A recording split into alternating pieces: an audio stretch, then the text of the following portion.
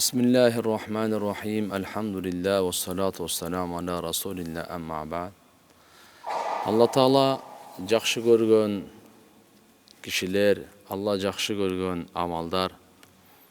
Peygamber sallallahu aleyhi ve sellem aytad, üç türlü kişini жаратқан Allah Taala жақсы көреді dedi. Şonun üçüncüsü ar-racul yakunu lehul jar yu'dihi jaruhu fayasbir ala adahu hatta yufarriqa beynehuma maut aw da'an. Ушундай bir kişi deydi, anın koşnası ağa daima ıza жеткирет deydi. Ağa ıza жеткирет, жамандык жеткирет. Anın жамандыгына sabır kılıp koyat. Ушуга чейин экөөнүн ортосун же ölüm ажыратат, же bir жака көчүп кетип кутулат дейт да. Бул дегени кошунага сабыр кылуу. Кээде кошуна жаман болуп калса, ошонун жамандыгына сабыр кылган киши Алла Таала ошону жакшы көрөт экен да. Жамандыкка, жаманга теңелип, жаман менен же болбосо ага эмне кылса ошондой кайтарып, андай эмес. Демек хадис үч түрлүү кишини Алла Таала жакшы көрөт деди. Биринчиси душманга жолуккандагы бир топто душманга жолугуп, алардын кекиртегине турган, мындайча айтканда качпаган, аягына чейин турган. Же өзү өлтүрүлүп, же болбосо шериктерине жеңишке жеткирген шериктерин. Экинчиси болсо ушундай коом сапардан келген, түндөсү кайтып келишкен. Бардыгы уйкуга киришип жатышты, а болбосо коомдон өзүнчө болуп бир чекедеге намаз окуп, дуа кылып, багымдатка чейин. Кийин алар уктап калбасын деп аларды ойготкон да. Түндүн акыркы бөлүгүндө уйку таттуу болот да. Ошол учурда дагы өзү уктабай, багымдат каза болуп калбасын деп, уктабастан кичине напсисине каршы күрөшүп, бардык жамаатты ойготкон. Бул экинчи ушу киши. Үчүнчүсү кошунанын зыянына, ызасына сабыр кылган. Бул жерде айтат, жамандыкты жамандык менен кайтарбаган, анын жамандыгына сабыр кылган жана Алла Тааладан соо үмүт кылган.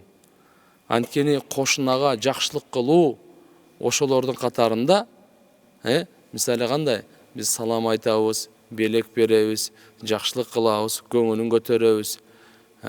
Кайгы кошунага бир жамандык келип калса, кайгысын бөлүшөбүз. Кошуна бир ийгиликке жетип калса, машаалла, ага бир сүйүнчүлөп барабыз. Ошолордун катарында кошунанын ызасына, кошунанын жамандыгына сабыр кылуу жана ага чыдоо, ушу дагы бар экен да.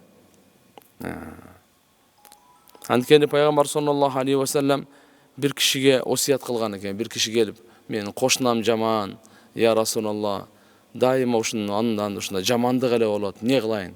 Эми көчүп кетип калайынбы, же ошо жаманга жаман теңелейинби деген бир суроону бергенде пайгамбарыбыз айткан жок. Идхаб, бар, фасбир, сабыр кыл. Бар дагы жашай бер, сабыр кыл бирок деди да. Сабыр кыл деди. Идхаб фасбир. Эмне үчүн? Бул жерде пайгамбарыбыз мына хадисте айтмакчы эле да, хойрул жайран айндалла хойрухум риджарихи. Эң жакшы кошуна Алла Тааланын алдында ким экен? Ким кошунасына жакшы болсо, ошол Алланын алдында эң жакшы кошуна болот экен да. Жараткан Алла Таала мына андан кийин мына аятка дагы амал кылганга барабар болуп калат. Вал кадиминан гайд вал афина анин нас валлаху юхиббул мухсинин. Ачууларын жуткан адам. Кошунадан ыза келип атат, жамандык келип атат, алар менен өчөшпөстөн ачуусун жутуп атат.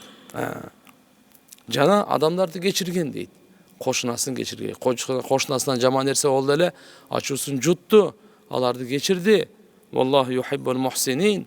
Жана аларга жакшылык кылды. Анткени Алла Таала жакшылык кылуучуларды жакшы көрөт дейт. Жана о киши мынага амал кылмакчы дейт. وَلَنَجْزِيَنَّهُمْ الَّذِينَ صَبَرُوا أَجْرَهُمْ بِأَحْسَنِ مَا كَانُوا يَعْمَلُونَ. Мынакей. Biz сөзсүз аларга сабыр кылган кишилерге алардын собобу сабыр кылды. Ошолор кылган ишинен дагы жакшыраак биз соопту тартуулайбыз дейт Алла Таала. Демек, эгерде ошол азыр кошунанын жамандыгына сабыр кылып койсо, ошогодон Алла Субханаху ва Таала айтат, андан да көп сооп беребиз силерге дейт. Андан да эселетип туруп сооп беребиз дейт. Иннама юваффас сабируна ажрахум бигайри хисаб. Алла Таала айтат Кур'ан-ы Каримде, сабыр кылуучуларга эсеби жок сооптор берилет дейт. Эсеби жок. Анын эсебин эч ким билбейт деген сөз. Жараткан Алла Таала өзү билет деген сөз. Кээ бир алымдар айткан, бул ызага сабыр кылуу нафс менен жихад кылуу деген. Өтө оор болот, нафске кыйын, ошого сабыр кылуу деген. Жараткан Алла Таала баарыбызга өзү жакшы кошуна тилеш керек Алла Тааладан. Жаман кошунадан паана тилеш керек.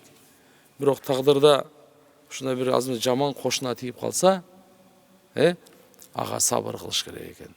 Кудай кааласа бул сабыр дагы жөнөкөй эмес экен. Алла Тааланын алдында улуп соопторго жеткирет экен. Субхана раббика раббил хамма ясифун. Ва саламун алал мурсалин. Алхамдулиллахи раббил